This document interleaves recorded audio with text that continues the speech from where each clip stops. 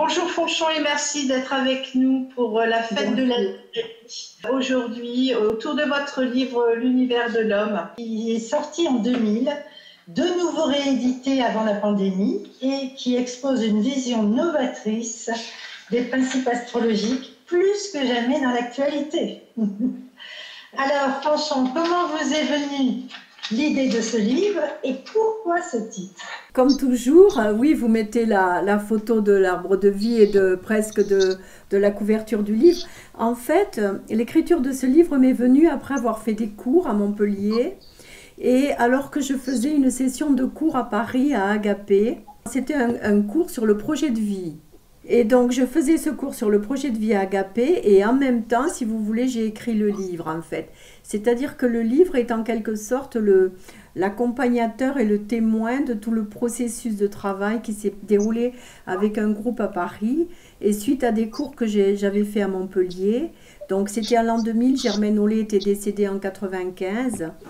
Et il m'est apparu, si vous voulez, en fait, l'idée, je pensais faire un livre sur le projet de vie. Mais quand j'ai fait le livre, parce qu'en fait le livre je l'ai écrit dans l'ordre que vous le voyez exactement, c'est-à-dire que j'ai vraiment, tout était bien dans cet ordre-là. Et je n'ai découvert l'arbre de vie qu'à la fin.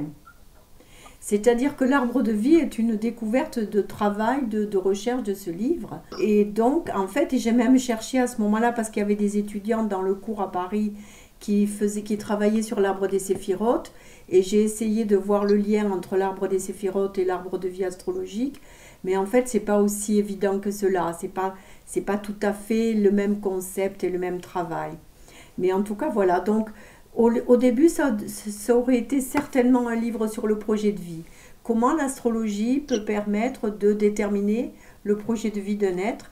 Et quand j'ai eu terminé le livre, je me suis rendu compte que c'était un livre qui exprimait qu'est-ce que c'était que l'humain, pourquoi il était en vie, qu'est-ce qu'il faisait là, et comment l'astrologie permettait de l'exprimer et de l'aider à chercher dans ce domaine-là. Voyez ?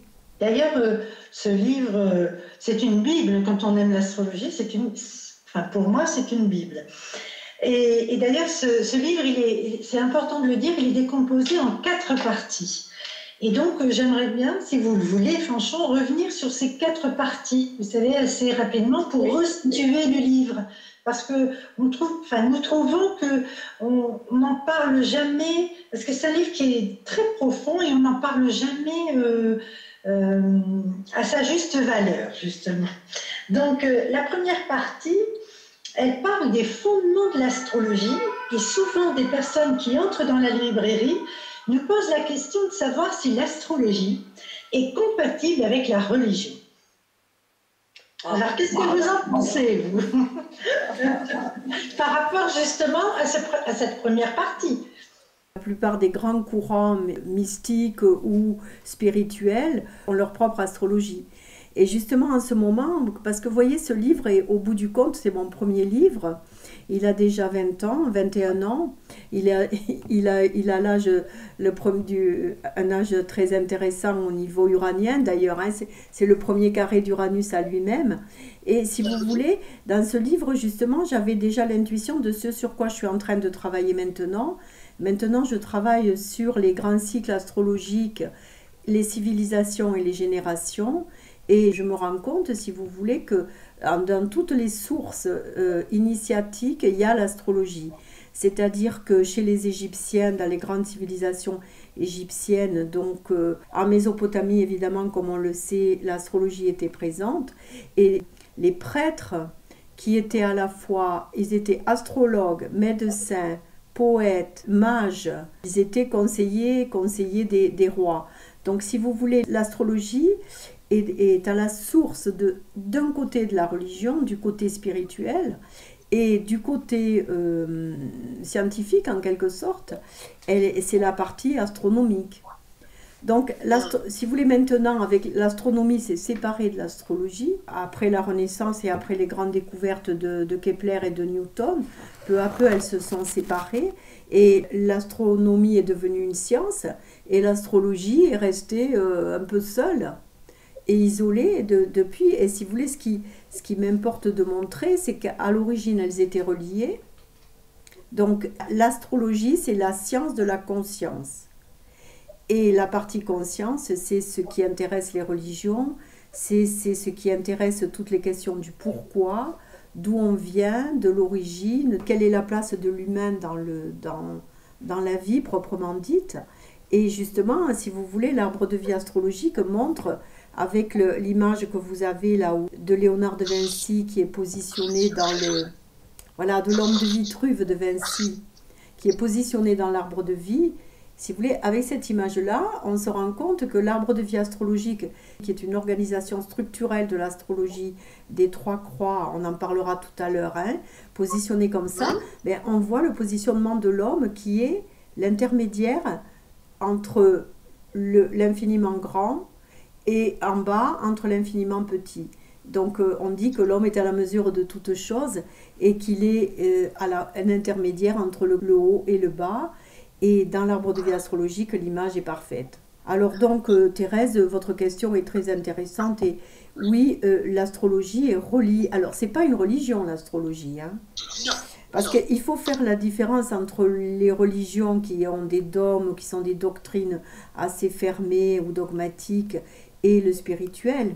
Mais l'astrologie est reliée à tout le questionnement spirituel que les hommes ont, qui est le pourquoi, d'où nous venons, quel est notre rôle, que faisons-nous sur cette terre, toutes ces grandes questions-là auxquelles la science ne répond pas et auxquelles les différentes spiritualités répondent. Et avec graduellement à mesure, hein, donc on a eu différentes strates de spiritualité et actuellement on arrive dans une nouvelle spiritualité, certainement dans une nouvelle ère spirituelle où il n'y aurait pas un Dieu unique extérieur à nous, mais il y aurait un divin en l'humain qu'il faudrait honorer, c'est-à-dire que la religion du Verseau, c'est l'humanisme. C'est ce qui est en train d'arriver depuis la Renaissance, on rentre dans un humanisme qui est non pas une religion, mais certainement une science de l'homme, il exprime d'où il vient et qui nous donne un devenir possible. Est-ce que vous voulez qu'on approfondisse ou... Bien sûr, bien sûr. Alors, il y a le deuxième volet, c'est l'astrologie comme langage. Pouvez-vous mettre l'accent sur l'importance de son langage? À quoi est défini ce langage?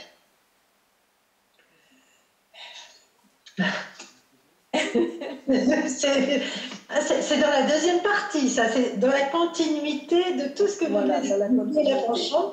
Et c'est vrai que c'est important parce que, encore ce matin, vous voyez, franchement, on s'est aperçu en parlant avec plusieurs étudiants, donc vous voyez, en politique et puis en journalisme, et ben, qui ne connaissent pas l'astrologie. Ils la confondent.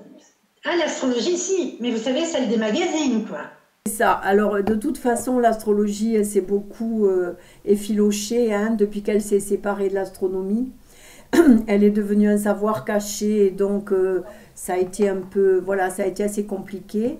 Et je pense que, si vous voulez, il y a une véritable... L'astrologie, à l'origine, elle n'est pas séparée de la science, comme je vous ai expliqué, c'est-à-dire qu'elle est même à l'origine de la science, puisque en Mésopotamie, j'explique dans mon livre, le livre que je suis en train de faire actuellement, que la démarche que les prêtres avaient en observant le ciel et en mettant en rapport ce qu'ils voyaient de l'observation extérieure avec les phénomènes humains, individuels et collectifs qui se passaient, ils ont mis en relation, si vous voulez, ils avaient trouvé la synchronicité de Jung d'une certaine manière et ils ont élaboré une véritable démarche scientifique.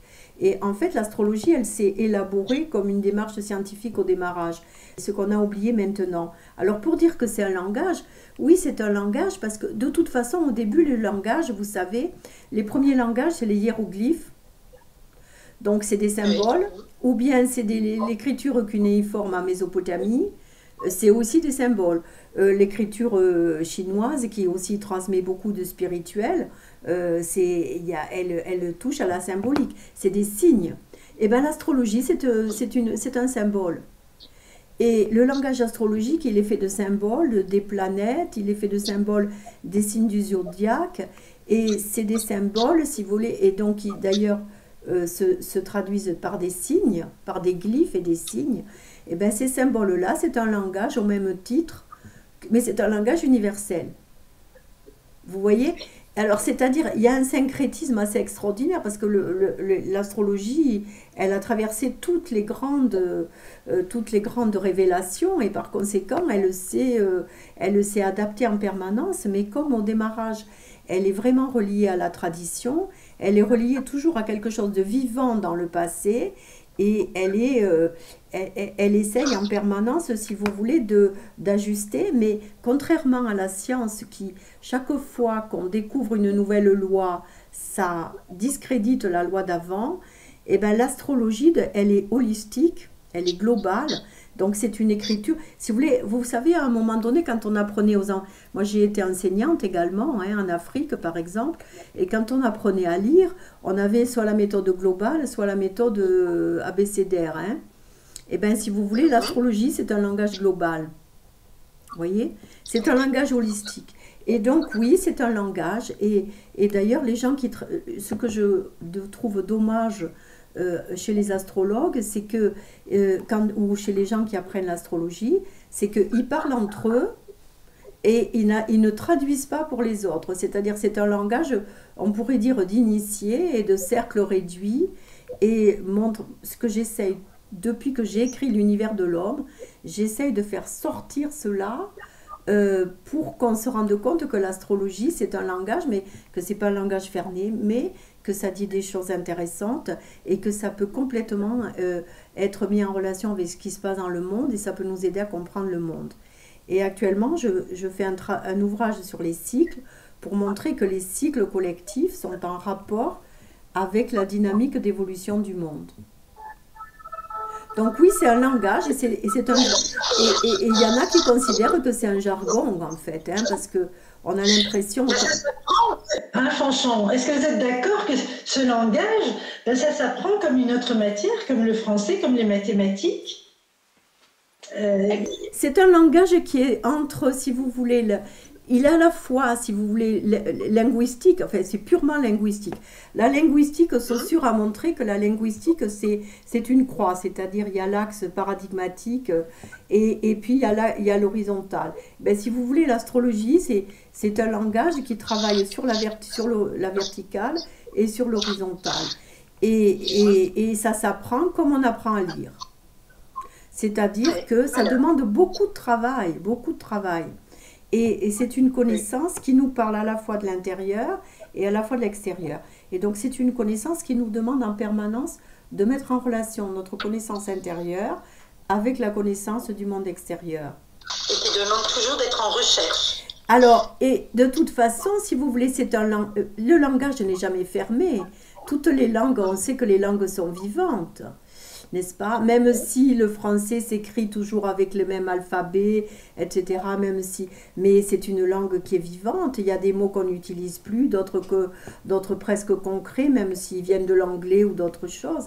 Mais l'astrologie est aussi très très vivante. Et si vous voulez, alors que beaucoup trop de chercheurs pensent que c'est un savoir ancien, qu'il faut... en fait, c'est un savoir qui avance avec le monde et qui n'en finit pas de nous amener des nouveaux éclairages. Et donc, il faut le faire évoluer. C'est une langue qui doit être vivante. Ce n'est pas une langue morte comme le latin ou le grec qui sont maintenant des langues mortes. L'astrologie n'est pas comme le grec ou le latin une langue morte. C'est une langue très, très, très, très vivante parce qu'elle est parlée encore par beaucoup de chercheurs et moi je pense, si vous voulez, les nouvelles générations qui sont nées depuis 96 et vont être des générations qui vont vraiment comprendre le langage astrologique très vite. Vous savez, Lacan, le psychanalyste français, disait que l'inconscient humain est structuré comme un langage. J'ai fait des études d'ailleurs de linguistique à Paris 8, Vincennes, et en fait, à mon avis, l'astrologie correspond à la structure du cerveau humain. Il y a si vous voulez, c'est une production évidemment du cerveau humain, mais c'est un résultat entre ce que l'humain reçoit d'inconscient et ce qu'il arrive à conscientiser. et c'est un langage archétypique. Mais d'un autre côté, c'est un langage mathématique parce que par les cycles, c'est de l'astronomie. Et d'ailleurs, je voudrais juste vous confier quelque chose d'amusant. Au moment où Thomas Pesquet vient de partir dans l'espace, quand je travaillais dans l'enseignement à distance, je travaillais avec l'Agence spatiale européenne. Et on avait mis des programmes d'éducation sur le satellite Olympus pour envoyer des programmes éducatifs dans le monde entier, des programmes éducatifs en différentes langues européennes. Et donc, les premiers satellites que l'Agence spatiale européenne a lancés, dont le satellite Olympus, alors quand vous voyez Olympus, hein, c'est l'Olympe. Bon, voilà. Et malheureusement, j'ai pas pu mettre des cours d'astrologie sur Olympus, mais c'était un programme européen, donc un de mes gros travaux, je sais plus, a été avec d'autres, j'étais pas seule, hein, de rassembler des programmes éducatifs pour mettre sur le satellite de l'Agence spatiale européenne Olympus. Alors j'espère qu'un jour on va y mettre de l'astrologie. Ah, espérons. Est-ce que Uranus en taureau peut pas y aider là? On peut. Vous savez, Uranus, il travaille tout le temps. Alors, depuis le temps qu'il passe en taureau, tous les 84 ans. Et oui, bien sûr, Uranus en taureau, surtout en cette année où il est carré avant Saturne, il y a, pour parler là pour des astrologues, oui, c'est Uranus de toute façon qui aide à mettre ensemble les familles d'âmes et qui aide à mettre en place des programmes d'avant-garde. Uranus, si vous voulez, il est dans le supramental. Et donc, il nous aide et quand notre mental est capable de le capter, il nous aide à mettre en place des choses qui sont pour le futur en général. Oui, surtout qu'il est à son dernier carré. Donc là, il peut venir à maturité. Il peut nous amener aussi à une certaine maturité, enfin une certaine prise de conscience peut-être. En tout cas, c'est pour ça qu'en ce moment, on vit de telles épreuves, peut-être. Hein. C'est-à-dire que on est confiné dans un vieux monde. En fait, on est confiné par cette histoire de virus, malheureusement. Mais ou heureusement, enfin, je dois dire, en tout cas, c'est un événement. Et ce confinement, on est confiné par les valeurs d'un ancien monde. Et on n'arrive pas à comprendre ce qui se passe parce qu'on ne capte pas ce qui se passe avec les valeurs d'un nouveau monde.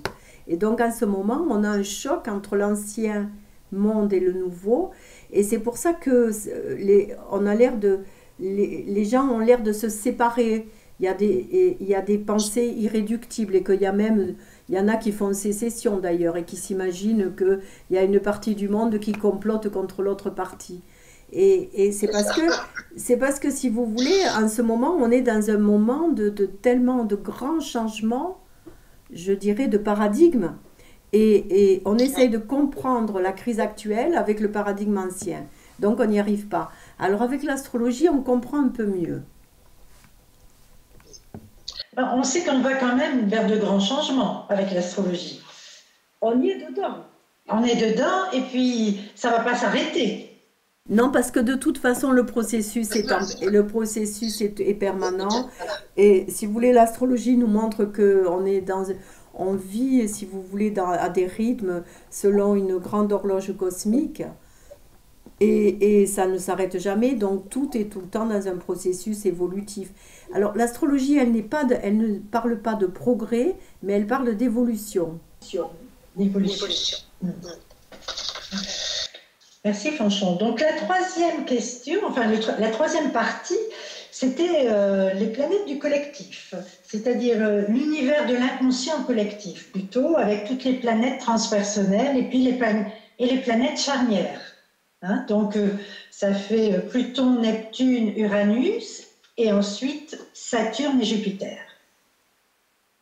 Oui. Alors, est-ce que vous pouvez nous en parler un petit peu, étayer un peu tout ça? Ce que j'aimais bien là dans votre question que vous m'avez envoyée. Oui, je peux dire la phrase. Pourriez-vous nous faire voyager au cœur du système solaire et nous expliquer la place de l'individu dans le collectif au gré des planètes? Voilà. Justement, cette question, elle est extraordinaire parce que Dans votre question, il y a la réponse, déjà. Voyez? Ah bon? Oui, parce que l'idée que vous dites, pouvez-vous nous faire voyager? Eh bien, en fait, c'est ça qu'il faut faire. C'est-à-dire qu'il faut qu'on voyage dans le système solaire et qu'on se rende compte, si vous voulez, que, comme le disait Vouga, nous avons un système solaire intérieur à l'image du système solaire extérieur. C'est-à-dire, chaque être humain est un système solaire, un petit soleil. Un soleil, hein, un jeu, hein, une identité solaire. Si vous voulez, l'astrologie est basée sur la loi de synchronicité. L'être humain est un émetteur-récepteur et il est synchrone avec le système solaire et avec l'univers. Et comment ça se passe si on voyage? Ben, les énergies nous arrivent de... Si vous voulez, on a tout le système solaire et justement, c'est ça qui est tellement beau. Les images que nous envoie Thomas Pesquet sont extraordinaires parce qu'on se rend compte que la Terre, si vous voulez, est entourée vraiment d'espace. Et en fait, les énergies nous arrivent de partout dans l'espace, d'accord? Ok? Et elles rentrent par la ceinture de Kuiper. Et elles rentrent dans notre système solaire par la ceinture de Kuiper. Et d'abord, dans la ceinture de Kuiper, elles trouvent énormément de débris et de microplanètes jusqu'à ce qu'elle arrive à Pluton, qui est le plus gros des débris de la ceinture de Kuiper. Et donc, c'est nous les astrologues, nous continuons à travailler avec Pluton parce qu'il représente en quelque sorte toute la ceinture de Kuiper. Donc, les énergies nous rentrent par la ceinture de Kuiper. Puis ensuite, ces énergies-là sont renvoyées à Neptune et ensuite, ça rentre par Uranus. Donc, si vous voulez, les énergies de la Voie lactée et des autres mondes nous arrivent par la ceinture de Kuiper, par Pluton, par Neptune, par Uranus. Et puis ensuite, c'est ça le voyage. Et ensuite, c'est Saturne qui laisse rentrer ou pas. Et Saturne laisse rentrer dans l'univers intérieur qui arrive et qui est recentré par le Soleil. Et vous voyez la Terre, nous sommes entre les planètes collectives et le Soleil. Oui. Voilà. Et donc, quand vous dites faites-nous voyager, c'était ça qui est intéressant. Il faudrait, là, je dis, il faut qu'on fasse un film là-dessus pour montrer que, contrairement à ce qu'on croit, nous-mêmes, c'est vraiment toutes les planètes qui reçoivent et émanent l'énergie qui nous vient de l'univers avant que ça arrive au Soleil et puis que ça reparte. Donc, ça nous vient et puis on émet. Et l'arbre de vie astrologique permet de se rendre compte de ça. Grâce à Charles Vouga et à Germaine Hollet, avec qui j'ai la chance de... Comment je peux expliquer ça? En fait, ils m'ont transmis le droit moral sur leur œuvre. Donc, j'ai un devoir de continuer, mais avec mes propres recherches. Et de plus en plus, j'espère, avec des groupes. Quand vous dites que depuis quelque temps, il y a un groupe de travail qui s'appelle Astrologie pour l'ère du Verseau, dont vous faites partie d'ailleurs, hein, et qui est activement, il n'y a qu'à voir, hein, et c'est vraiment un groupe de travail, et si vous voulez, l'astrologie a besoin d'un collectif. Elle a besoin d'êtres qui travaillent ensemble et qui sont situés dans un collectif. Et le grand mérite de Germaine Hollet et Charles Vouga, c'est d'avoir vu l'importance des planètes transpersonnelles. Alors bien sûr, Rudyard aussi, hein, le transpersonnel, Oui. Rudyard l'a fait, l'a travaillé, il n'y a pas de souci. Mais il y a peut-être quelque chose de particulier dans l'astrologie de Germaine Hollet et Charles Vouga, c'est une astrologie mathématique. Et donc, c'est beaucoup plus, si vous voulez, que l'astrologie poétique et archétypale dont nous parlent Rudyard et Ruperti, qui est magnifique, hein, et qui nous ressource. On a besoin de l'ensemble. Mais la spécificité, si vous voulez, moi je pense que c'est une astrologie qui est pour moi pythagoricienne.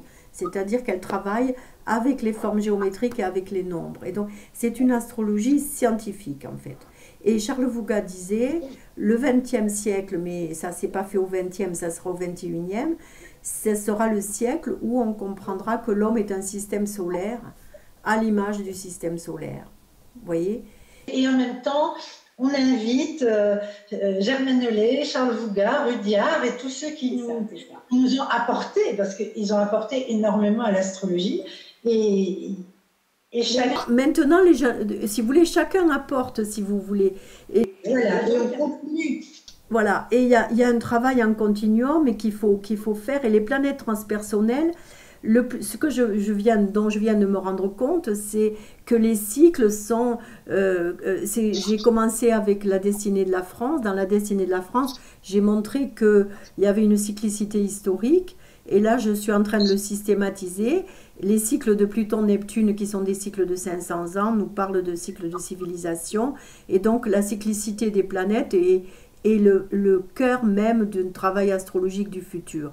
Et on peut, comme ça, repérer des moments. Quand vous dites cette année, on est dans le carré Uranus-Saturne, ben, il faut revenir au cycle Uranus-Saturne qui a commencé en 82. Et donc, on est dans le dernier carré de cela. Et donc, si on ne le voit pas dans la dynamique cyclique, on est là en train de lire le carré veut dire ceci, l'opposition veut dire cela, mais ça ne suffit pas. C'est-à-dire que ce n'est pas un langage qu'on traduit aussi bêtement que ça veut dire ça et ça veut dire ça. Il faut voir la source et l'origine des choses. Et donc, les cycles nous font tout le temps remonter à la source cyclique, c'est-à-dire au moment des conjonctions. Donc, les planètes transpersonnelles sont intéressantes quand on les voit en cycle. C'est-à-dire le cycle Pluton-Neptune qui fait 500 ans, le cycle Pluton-Uranus qui fait 140 ans et le cycle Uranus-Neptune qui fait 172 ans. Là, on a des grands cycles de civilisation. Et en 2020, on a commencé, fin 2020, on a commencé un cycle de Saturne-Jupiter de 20 ans. Et là, je pense que ça va parler...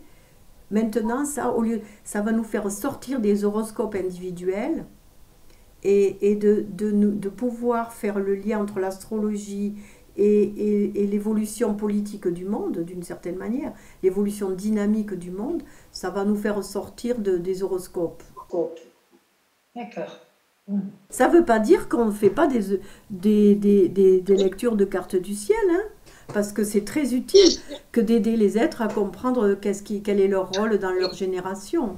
C'est très important aussi parce que ça nous permet, à travers les thèmes, de comprendre aussi l'humain dans la place et le collectif. Tout le monde fait.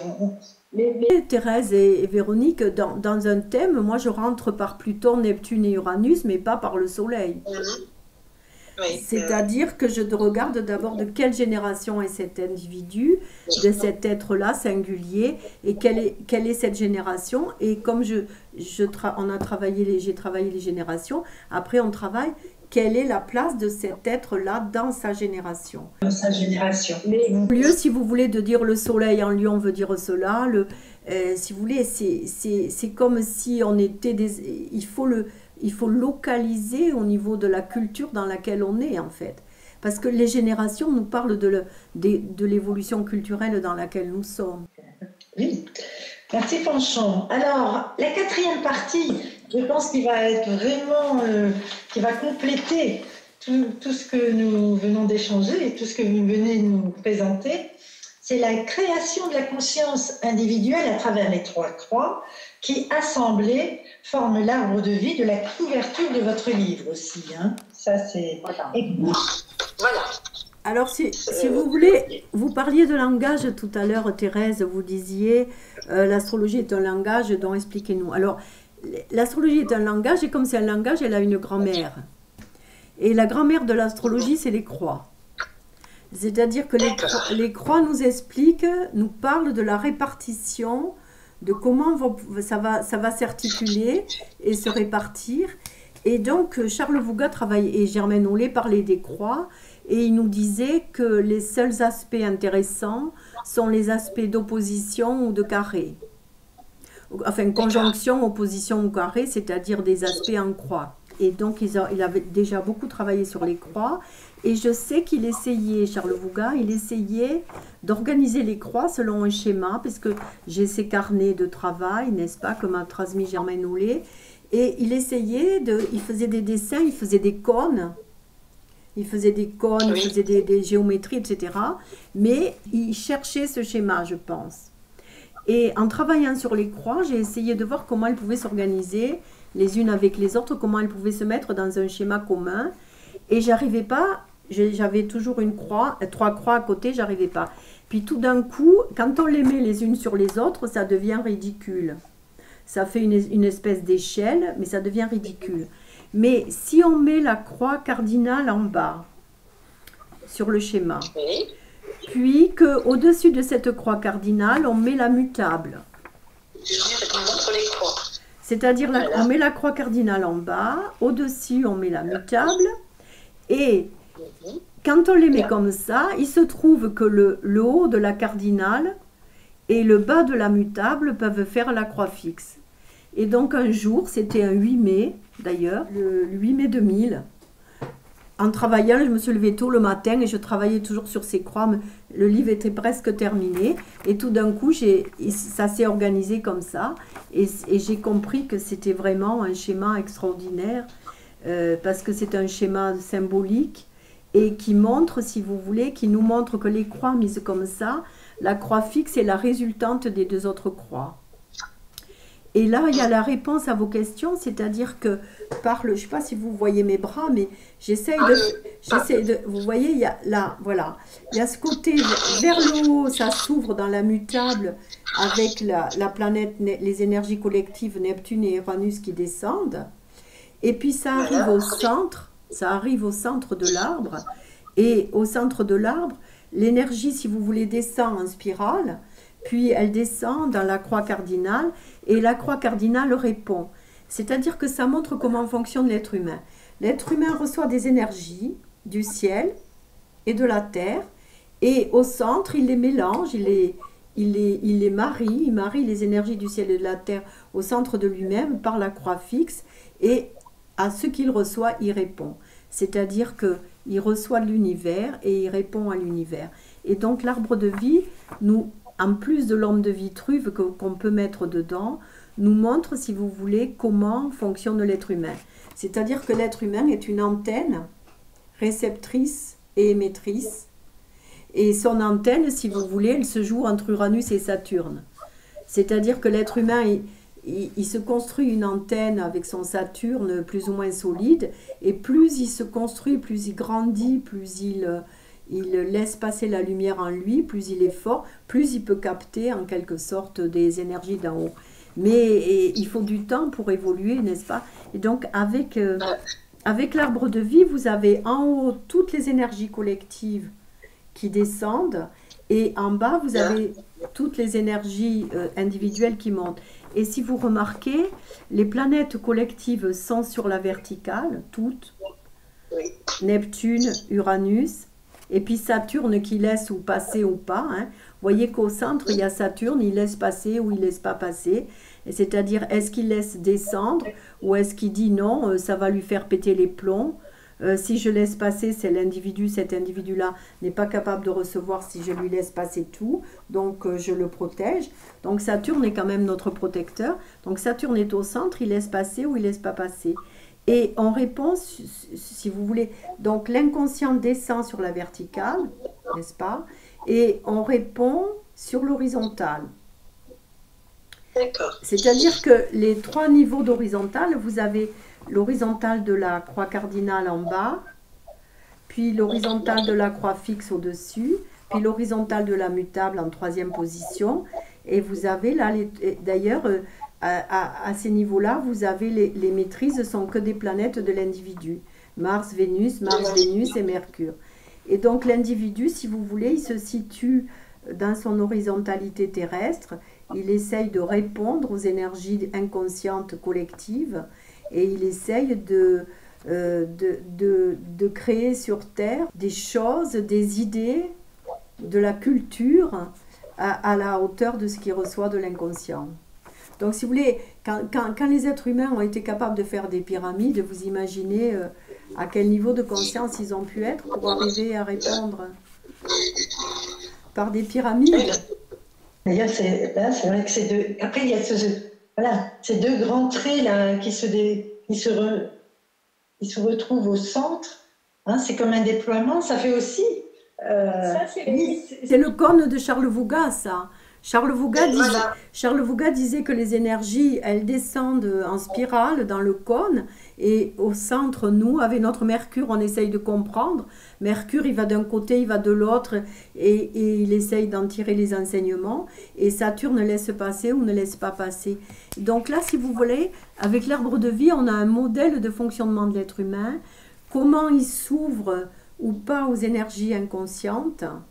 Comment il les transforme par des actions, par des idées, par de l'art, avec Vénus et la croix fixe, comment il en fait quelque chose qui parle ou qui s'exprime, et comment en quelque sorte il répond au ciel en fait.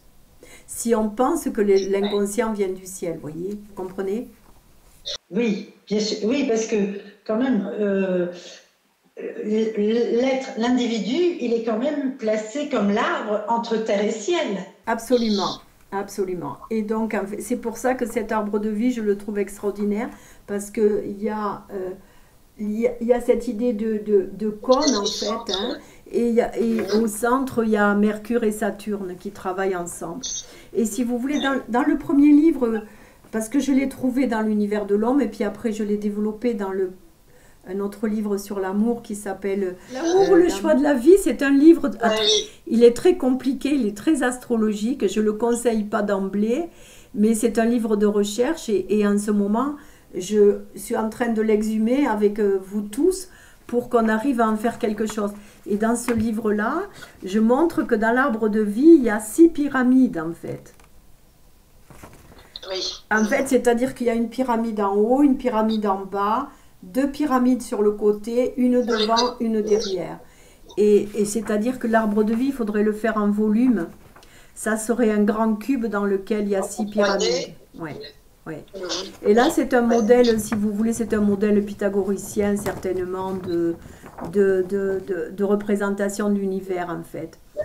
Mais donc, cet arbre de vie, je l'ai laissé un petit peu de côté, en attendant qu'il y ait un groupe d'êtres qui veuillent bien venir y travailler avec moi, parce que je ne peux pas continuer à y travailler seule, c'est trop grand pour moi en fait.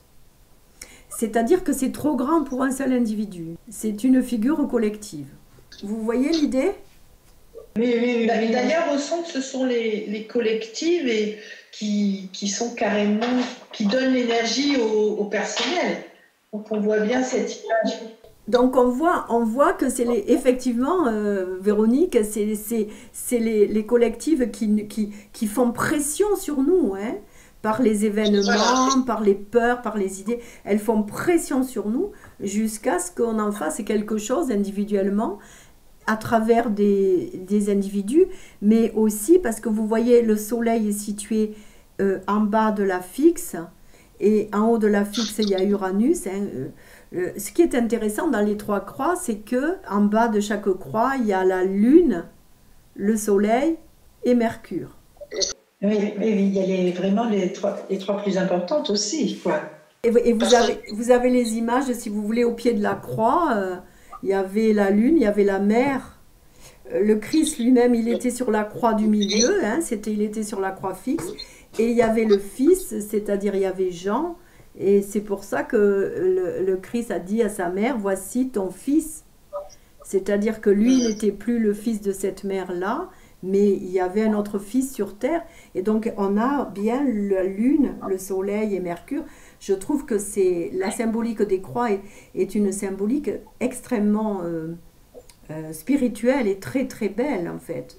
C'est-à-dire que c'est un archétype qui est capable de traverser le temps et de traverser les générations et qui peut aider toutes les générations nouvelles à trouver des choses nouvelles sans être prisonnier des formes anciennes.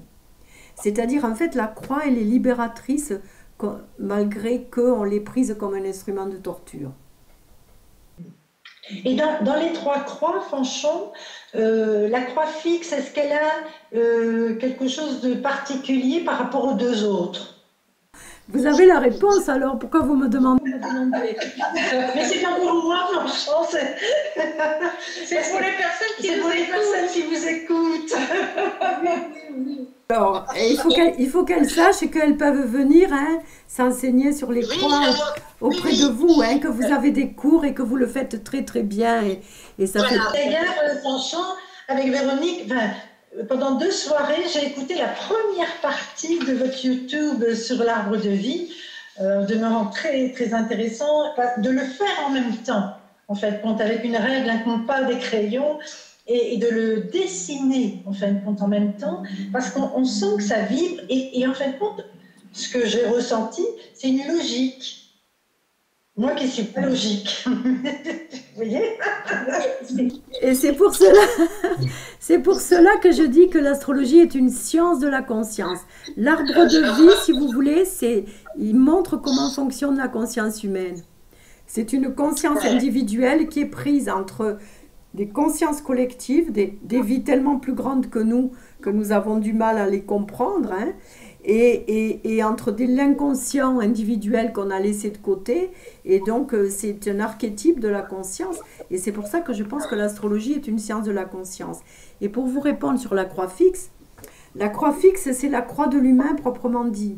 C'est pour ça que le Christ il était sur la croix fixe, parce qu'il représente l'être humain qui se relève sur sa croix, qui en fait quelque chose et qui décide de transcender la vie, comment dirais-je, par la vie purement matérielle, pour montrer elle peut être complètement irriguée de lumière, et que cette vie matérielle peut être pour recevoir la lumière et se transformer, se transfigurer et devenir, éclairer les autres d'une certaine manière, parce que la croix fixe, contrairement aux 2 autres croix, la croix cardinale et la croix mutable ont la verticale féminine. Intéressant quand même, Intéressant, oui. Voilà. C'est-à-dire que la verticale de la croix mutable, c'est les poissons, c'est féminin. La verticale de la croix cardinale, c'est le Capricorne, c'est féminin. Et la croix fixe, la verticale, c'est le Verseau, c'est masculin. Et donc, quel est le rôle de l'humain? Le rôle de l'humain, c'est de l'inconscient individuel, de créer du conscient collectif. C'est-à-dire qu'avec notre propre inconscience, que chaque être humain produise, érige quelque chose et le donne à voir pour le collectif de masculin. C'est-à-dire que la croix fixe, c'est la croix de la créativité humaine. C'est-à-dire qu'un être humain, finalement, qu'est-ce qu'il a à faire? Il a à créer sa vie et il a à créer quelque chose à travers sa vie. Donc la création d'un être humain, c'est sa propre vie. Ce qu'on a oublié de comprendre, c'est que notre véritable création, c'est nous-mêmes, c'est notre nouvelle conscience. Vous voyez? C'est pour ça que Vouga disait que Mercure est notre futur soleil. C'est-à-dire avec la conscience que nous faisons grandir, dans une autre vie, ça deviendra notre futur soleil. Donc les êtres humains, nous sommes des créateurs, on n'est pas tous des Picasso ou des Thomas Pesquet mais on est ce qu'on crée, on crée notre propre vie. Et c'est une noblesse. Toute vie est justifiée, toute vie est importante, toute création individuelle est importante parce que ça pose quelque chose c'est une réponse que l'humain fait au pourquoi de la vie en fait. En fait, c'est pour ça quand on dit que les êtres qui sont des héros, on dit qu'ils ont donné leur vie. Vous voyez? Oui. C'est-à-dire ils ont été tellement au bout qu'ils en sont morts. Ils ont donné leur vie. Ils ont été au bout de ce qu'ils avaient à donner. Et c'est pour ça que souvent les grands êtres, quand ils vivent pas longtemps, quand ils ont donné ce qu'ils ont à donner, ils s'en vont. Je vous remercie beaucoup, merci pour cet éclairage sur l'univers de l'homme. Ce livre est en vente au cœur de notre librairie, ainsi que vos autres livres. Et puis, on invite aussi les auditeurs à aller sur votre site, où il y a plein d'informations. Voilà. Celui-là qui est très demandé, Fanchon. Il a été réédité et c'est l'ère du Verseau, une astrologie pour l'ère du Verseau, qui a été de nouveau réédité et qui est souvent demandé. Alors ça, c'est un livre des conférences de Charles Vouga, c'est-à-dire c'est des conférences orales qu'il a. Vous pouvez d'ailleurs écouter les conférences sur mon site, hein, et elles sont en accès libre et tout le monde peut les écouter. Et là, c'est des conférences qui ont été transcrites et écrites et c'est magnifique. Mais Vouga, c'était un grand inspiré. C'était un homme exceptionnel. Il était très, très, très inspiré. Vous l'avez connu longtemps, Franchon? Je ne l'ai pas connu, c'est-à-dire que quand j'ai rencontré Germaine Hollet en 75, en 76, quand j'ai rencontré Germaine Hollet en 76, Charles Vouga était décédé déjà. Oui, depuis 10 ans. D'accord. Et donc, je suis trop jeune pour l'avoir connu. J'ai rencontré Germaine Hollet quand j'ai eu 30 ans. Et j'ai travaillé avec elle 20 ans et voilà, et elle est décédée quand j'ai eu 50 ans. Mais elle devait transmettre beaucoup déjà de ce qu'elle avait reçu de Charles Vouga. Germaine Hollet a beaucoup travaillé, elle a écrit un livre, voilà, elle a beaucoup travaillé, elle a enseigné, puis surtout, elle a fait ces très beaux livres. D'abord, elle a fait publier ce livre-là, et puis ensuite, elle a travaillé sur... Comment comprendre votre horoscope qui continue toujours à se vendre. Hein. Oui. Voilà, d'ailleurs, ces livres ont été réédités. Voilà. Et même sur le karma aussi. Il a été réédité. On retrouve de nouveau. Il y a de nouveau une réédition. Mais ça, peut-être ça c'est grâce à Jean-Paul Bertrand. Hein. C'était un éditeur extraordinaire, hein. Avec sa collection Gnose, en astrologie, il a soutenu l'astrologie, il a publié Rudyard et il a publié Germaine Hollet. Germaine Hollet, en lui amenant le manuscrit de Rudyard, il lui a dit, mais écoutez, je préférerais vous éditer vous d'abord. Et donc, Germaine Hollet est allée voir Jean-Paul Bertrand pour faire publier Rudyard. Et il lui a dit, mais vous, ce que vous dites, ça m'intéresse encore plus. Et donc, il lui a dit, allez, amenez-moi vos manuscrits à vous. Et donc, il a publié en même temps Vouga, Germaine Hollet et Rudyard. C'était un très grand éditeur et les éditions du Rocher doivent être bien contents maintenant d'avoir ce fonds. Dans cette période où voilà, c'est toujours utile d'avoir un fonds aussi important. Comme vous dites, c'est un fonds très intéressant qui aujourd'hui, de nouveau, trouve de nouveaux lecteurs. Si vous voulez, pour l'astrologie, c'est important parce que l'astrologie n'est pas enseignée à l'université. Et s'il n'y a pas des éditeurs qui la publient, il n'y a pas de bibliothèque. Et si c'est pas les bibliothèques, si vous voulez, de l'astrologie, c'est les libraires ou les éditeurs. Mais il n'y a pas de manuscrits de recherche comme il y en a dans l'université. Et c'est tragique, c'est dramatique, parce qu'il y a beaucoup de chercheurs dont on ne connaît pas les travaux parce qu'ils n'ont pas été publiés. Tandis qu'à l'université, si l'astrologie était enseignée à l'université, elle n'aurait pas besoin de... Tous les universitaires ne publient pas des livres, mais ils enseignent quand même. Et malheureusement, les astrologues, pour que leurs écrits restent, il faut qu'ils soient publiés. Parfait. Donc, on rappelle que votre livre L'univers de l'Aube est en vente dans notre librairie. Que vous avez un site internet. Et que vous avez un site internet où vous publiez régulièrement des articles et qu'il y a plein d'informations. Et vous donnez aussi des cours en distanciel. Il y a 3 niveaux de cours. Et oui, voilà. Et je voulais dire aussi que les livres peuvent être achetés à distance par vous, en passant par votre réseau de libraires et pas, n'est-ce pas? Tout à fait. Donc c'est la fête aujourd'hui. Voilà, aujourd'hui nous fêtons la fête des librairies indépendantes. Et d'ailleurs, il faut quand même aussi reconnaître que c'est un beau travail commun et surtout de plusieurs personnes qui ont souhaité fêter la librairie avec les 40 ans de la vente du livre au prix unique, quoi. Formidable. C'était pour sauver les librairies, hein, le prix unique. Oui, c'est ça. Oui, ils se sont battus, surtout Jacques Lang s'est battu parce qu'il a dû créer la loi. Donc il a été soutenu. Et c'est ça qui est intéressant aussi, comme pour l'astrologie. Il faut se soutenir les uns les autres parce que sinon tout seul on n'est rien et on n'arrive pas. Ce qui est intéressant dans votre démarche, à vous, comme libraire, c'est que vous ne faites pas que faire venir des auteurs pour signer et faire les singes comme ça, signateurs devant des files de gens, mais vous faites un travail de vulgarisation et de mise en relation de façon, par des petits groupes ou des choses comme aujourd'hui. Et c'est là où les libraires comme vous ont une fonction uranienne magnifique. C'est une fonction uranienne. Merci franchement.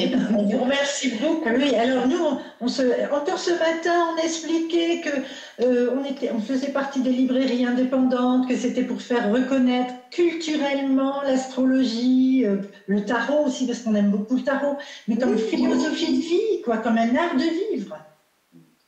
Pour aller mieux, pour aller bien, pour comprendre, et même si on ne va pas toujours très bien, mais au moins pour comprendre et mettre du sens. Mais les libraires, c'est majeur, c'est majeur. Eh ben, merci beaucoup du cœur de ce moment d'échange et merci à nos auditeurs qui nous ont écoutés.